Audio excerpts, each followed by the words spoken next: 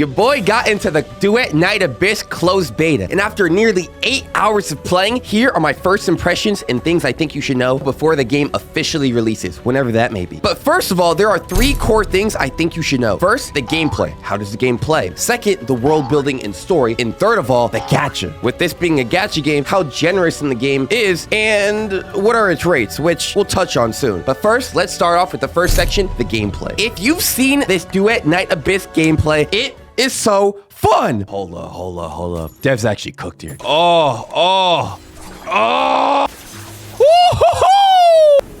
What? A lot of times with these open world gacha games, you're very limited by stamina, but Duet Night Abyss doesn't do that. You can bullet jump as you please, dodge around, and you have a lot of access to mobility to the point where I was just slamming my sword or my spear down, and that felt great. Any character can use any weapon. You have the dual pistols, assault rifles, the rocket launcher where once you shoot, it follows your reticle around. There's a lot of different weapons that felt great, and these are only the 4-star weapons. And now another section of the gameplay that I think is equally important is how different this game feels to normal gacha games. Yes, there's an open world component. I know a lot of people said the open world is empty, which I actually wouldn't disagree with. There's not that much to do in the open world. You can find treasure chests, you can explore, but I did like the level of verticality to the open world. You could cross a bridge and jump down from it, and there was a great area to explore than just a flat plane. It did make the world feel alive. They just need to add more life to it by adding stuff to do. But I don't think that's their biggest priority right now, because most of the time that you're going to be spending is going to be on the stages, spending your stamina with so much stuff to do. Now, when people play gacha games, a lot of times, it takes a couple weeks or a couple months, maybe a month at max, maybe 2 months to get to the end game. And once you do the end game, there's really not much to do anymore, right? Farm your dungeons, use all your resin. Hell, it was one of my biggest complaints in the Genshin Impact review I made. There was really no end game. But Duet Night Abyss, they clearly don't have that same issue, at least from what I've seen, because there's so much to farm. There is something to farm. Touching a bit on the gacha component, even though you could summon for 5-star characters and 5-star weapons, once those characters are gone, you can't get them anymore until they come back. But the weapon can still craft, which I know is going to be a big time sink, especially with stamina coming into play. So you might want to grab your buddies to play alongside that, and that's something I love. Dude, I love how you could have like other teammates with you. Talking on the next section of gameplay, the fact that you can play this game with friends. I hate how limited a lot of gacha games are when it comes to multiplayer components. But the fact that you could just invite your friends and do a whole variety of dungeons is super cool. And the fact that the game, from what I've seen right now, isn't too easy. I'm sure maybe in the future it might be a bit easier once you're overgeared and stuff. But from what I've seen, the game doesn't hold your hand and say, hey, a lot of gacha players have been wanting a solid challenge for a while now when it comes to gameplay. Here's a challenge. Here's a boss that's gonna kick your ass. And it certainly kicked mine. But say you don't have any friends. I can relate to you, buddy. Luckily, the game has you covered because there is a system to summon your companions. It's T.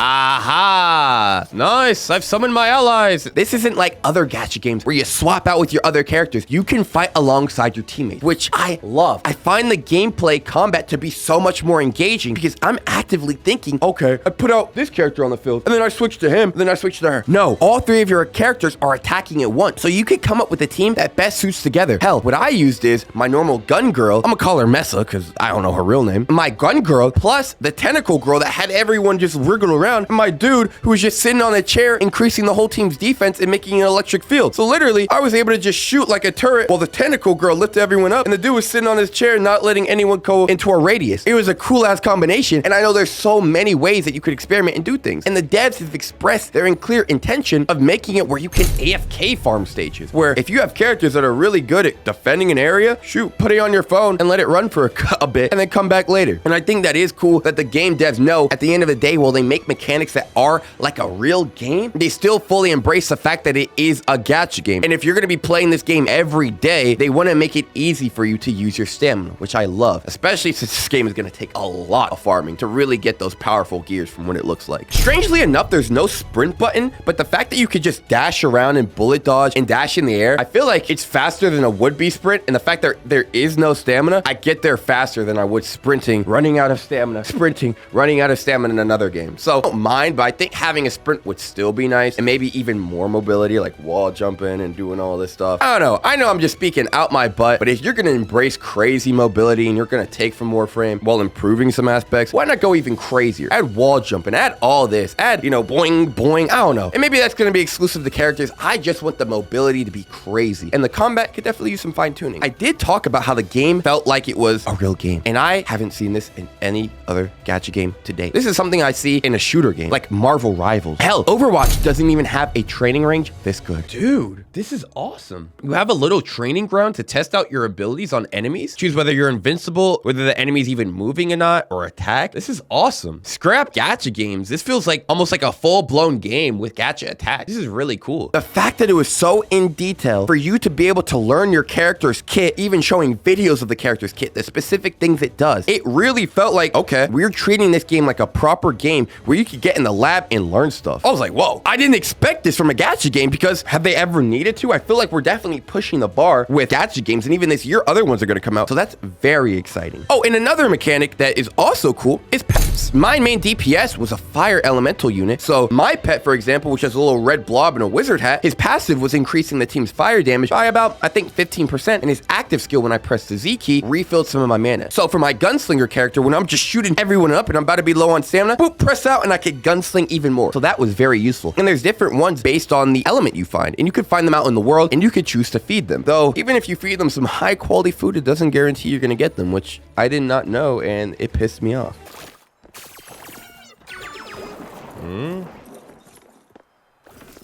No! But even if you fail that, you should still find them around the area, which is nice. As you can tell, I really like the gameplay, because I feel like the game is the most important thing. Good combat, interesting characters, and all that is what really, really makes a game, and I loved it in spades. I can see some refinement, but the gameplay was enjoyable to me. But with that being said, story is also important to a lot of players. I might not care as much, but for some players, I don't really care as much about the gameplay. Knowing that they could auto it, that's a plus. But what about the story? Let's cover that next. So first off, I have to say, I don't care about stories in video games. I just don't. I just see it as yapping. I just want to play a good video game. And I'm sure a lot of people could agree and disagree with that take. But the thing is, I was like, yo, Duet Night Abyss has beautiful music. The character design looks peak for most of the 5-star characters. We'll talk about that later. And I said, you know what? I know I'm going to reroll in this game when it officially comes out. All right, yeah, it's a wash.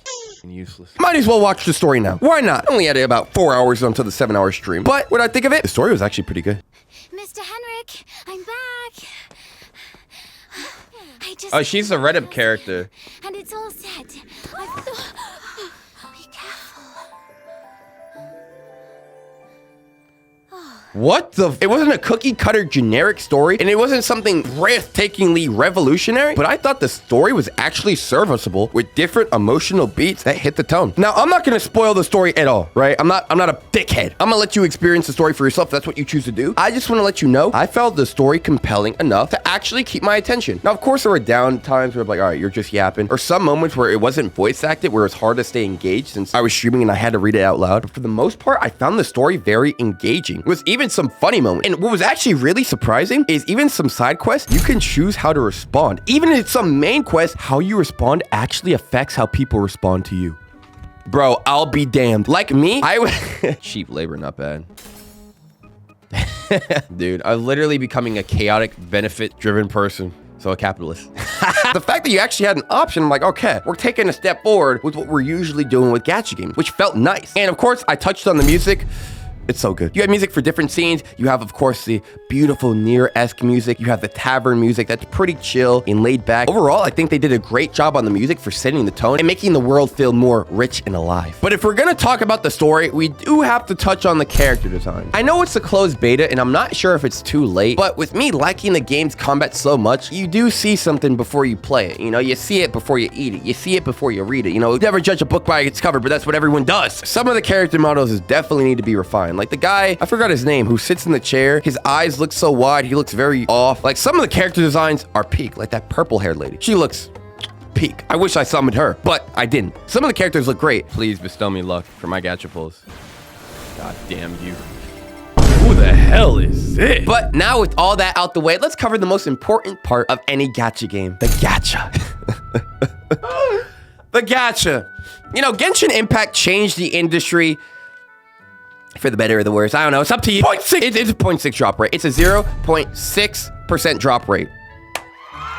Clap it up, clap it up. A 0.6. You know, if a game is going to be expensive nowadays, we just have to accept that it's going to have these 0.6 drop rates. You know, in the pool currency, the income from the game is actually somewhat generous. It wasn't overly generous, but it was typical for a game like this. You get your regular amount. And yes, unfortunately, I am sad to say that the game has a 50-50. But there is a silver lining to this, because on your first summon on a banner, the pity to 90, yeah, not 80, 90 is guaranteed to be the rate up unit. So at least for the first character, if you have enough to get to 90 and you fill every summon except the 90 guarantee, then you're guaranteed to get the character, which is a blessing. There's no strings attached. It's not going to cost more. It's just after the first pull and you get the guarantee, after that, it's just a 50-50 one, which is, at least that's something. It's nice. Weapon banner, it's still 50-50. But again, the fact that you could craft weapon banners, event weapons that go away, it's probably going to be a pain in the ass to grind, but time or money. I don't know. I feel like it's best to save your valuable pull currency for characters and then just grind away at crafting the weapons, which good luck with that. Oh man, I know it's going to be probably grindy and difficult as hell, probably like 0.1%. But overall, my closing thoughts on the game is that it's great. It's a very fun experience and I loved every second of it. I've only played for 1 day, but as I said, it was damn near 8 hours and I wanted to play longer, but it's like, oh shoot, I gotta go, you know? But I really enjoyed this game and I think you might as well. I would definitely keep your eye on it. And with everything I said, let me know if you're interested in the game and if you'll be trying it. I really appreciate you guys watching. Make sure to check out this video here. Deuces, boys.